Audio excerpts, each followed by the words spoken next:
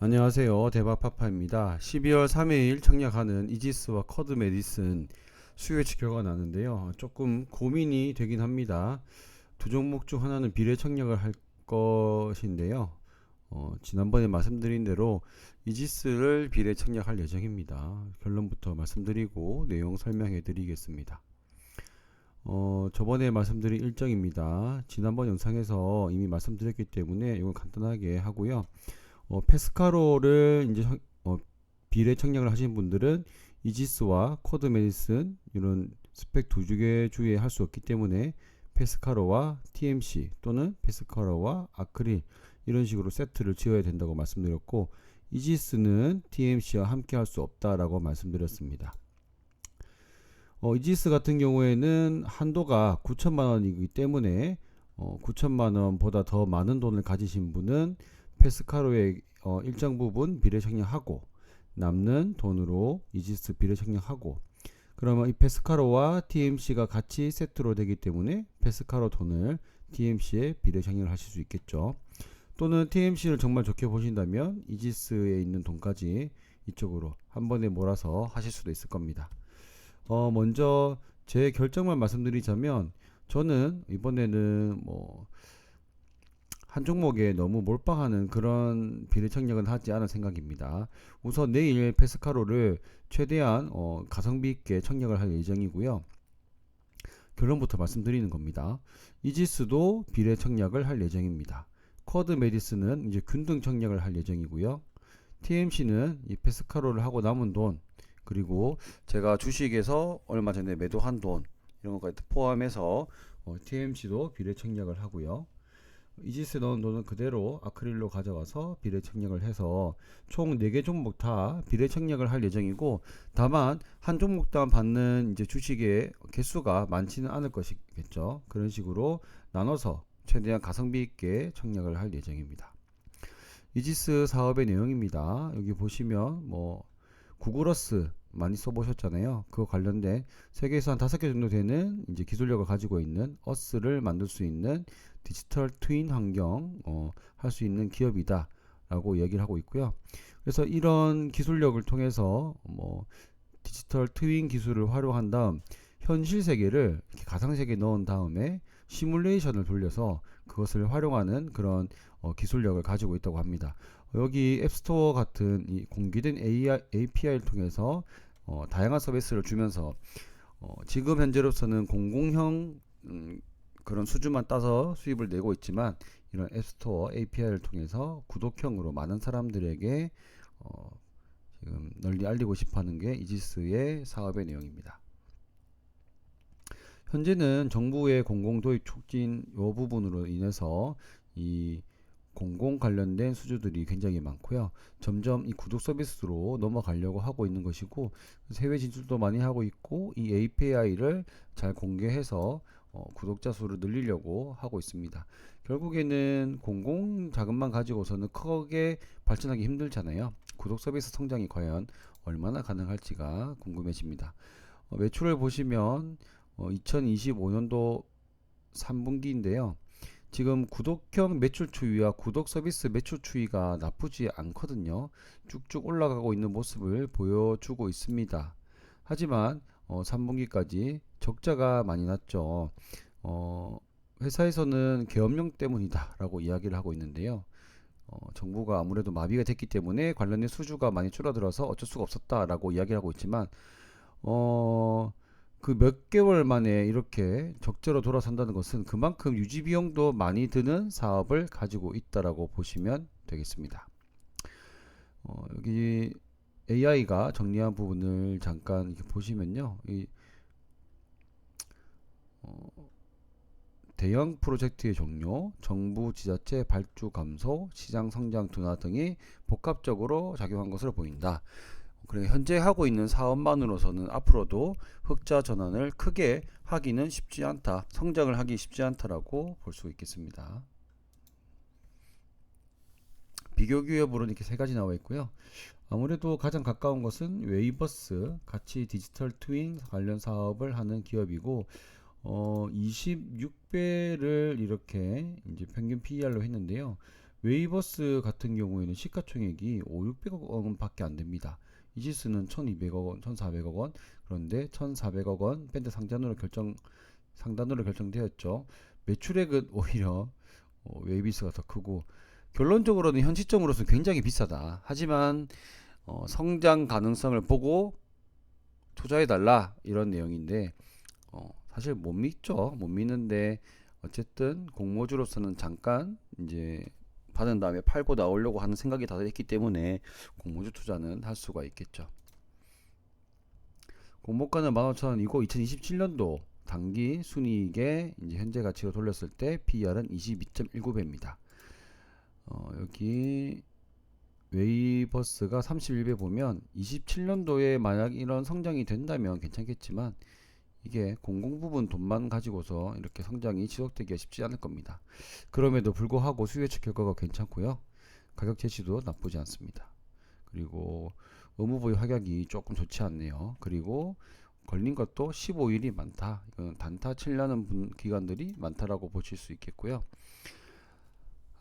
근데 이걸 버리기가 참 그런 게 바로 유통 물량입니다. 지금 이거 유통 물량, 확약 물량 하나도 안 넣었거든요.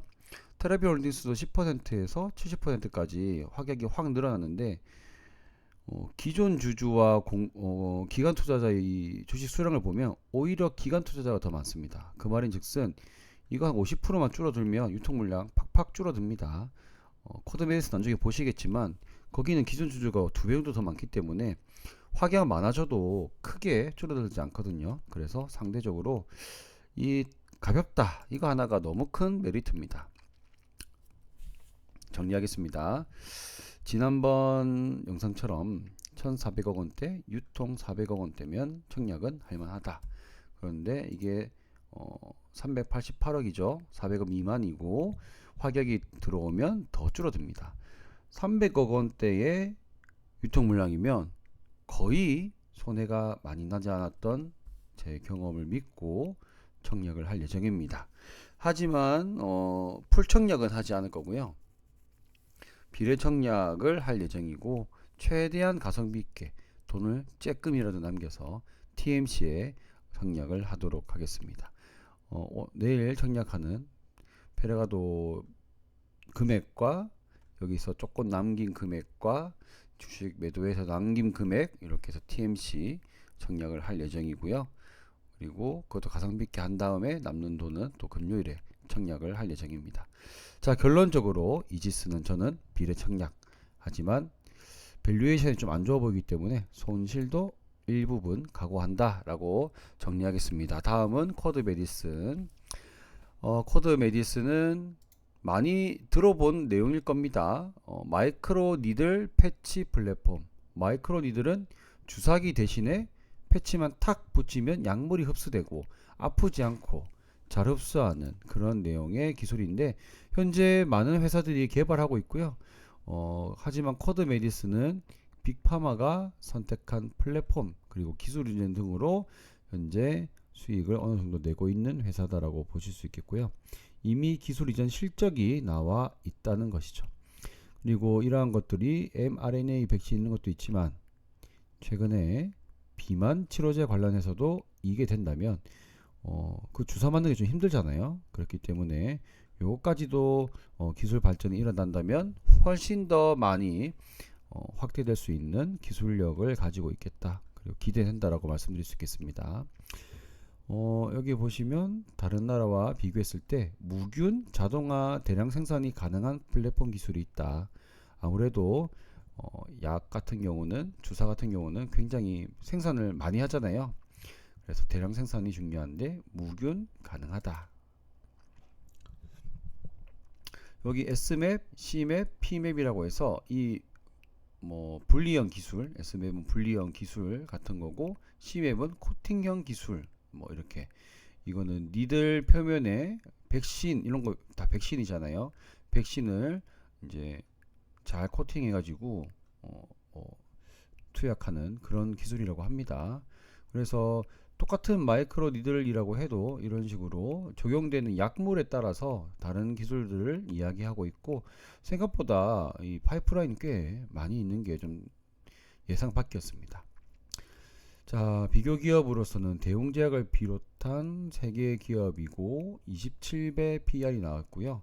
대웅제약은 이거 대웅제약이 여기 맞나 했는데 하고 있답니다. 네, 마이크로 니들 관련된 이런 사업도 하고 있기 때문에 비슷하다고 볼 수 있겠고요. 여기 대웅제약은 뭐 자회사에서 이제 마이크로 니들 패치 상용화해서 성장 호르몬 치료제, 네, 그 아이들 많이 맞잖아요. 그 아이들 맞을 때 주사 맞는 게 워낙 아이들한테 거부감이 많기 때문에 그런 식으로 이제 임상 계획을 승인받아서 진행을 하고 있다고 합니다. 그래서 비슷한 기업들로 어느 정도 잘 분석했다. 이것들을 이제 GPT를 이용해서 조금 차이점을 본다면 대웅제약은 전통의약품 이런 것도 있고 대원제약도 전통의약품 이런 것들이 있기 때문에 안정성은 이 두 개 기업이 더 크겠고요. 쿼드메디스는 어느 정도 좀 혁신 기술 그런 느낌으로 보시면 되겠다.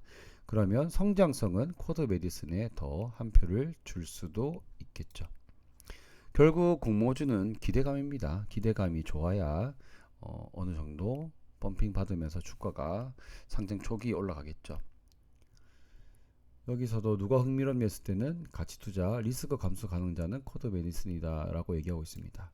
하지만 저는 이제 공모가 기준 PER 22배면 혁신기술 치고 비싸지 않지만 수요 예측도 나쁘지 않지만 의무 보유 확약도 굉장히 다른 세 종목들 중에서 가장 좋지만 저는 이것 하나 때문에 균등 청년만 할 예정입니다. 아마 추첨을 받겠죠.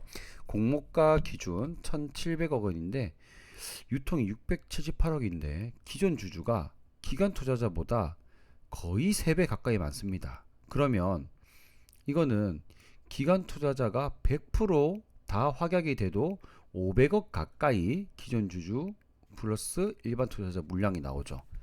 그러면 유통 물량이 굉장히 많기 때문에 저는 이 종목을 패스하려고 합니다. 더군다나 동시상장도 아니고 스펙주 2개랑 같이 하는데 요즘에 또 스펙주들이 굉장히 시세가 좋잖아요. 유동성이 조금 뺏길 수도 있을 거라 생각합니다. 자, 좋은데 나쁘다. 사업의 내용은 좋아 보이지만 유통 물량이 나쁘다. 그리고 사업의 내용은 제가 보기 좋아 보이는데요. 제가 잘못 판단하는 경우가 많습니다. 제가 좋아했던 기업 중에 뭐 자진상폐한 기업도 있고 그렇기 때문에 저는 수치로 나오는 이 유통 물량이 저에게는 더 우선순위가 높습니다. 그래서 쿼드 메디슨보다는 이지스가 더 좋다고 생각합니다. 사업은 좋아 보이지만 이지스가 공모주로서는 더 좋아 보인다. 그래서 그렇지만 균등 청약할 거고요. 왜냐하면 지금은 공모주가 굉장히 세잖아요. 그래서 균등 청약하면 뭐 2,000원 위로만 더 팔면 되기 때문에 그 정도는 뭐 줄 수 있지 않을까 생각이 됩니다. 자, 그러면 마지막으로 정리해 드리겠습니다. 저는 페스카로, 이지스, 비례 청약을 할 예정이고요. 쿼드 메디슨, 균등, TMC, 아크릴, 비례 청약을 할 예정입니다. 가장 큰 기준은 저는 사실 유통 물량입니다. 그래서 이걸로 가장 크게 기준을 삼았다라고 참고해 주시면 될 것 같습니다. 이렇게 해서 오늘도 급하게 영상을 만들어 드렸습니다. 감사합니다.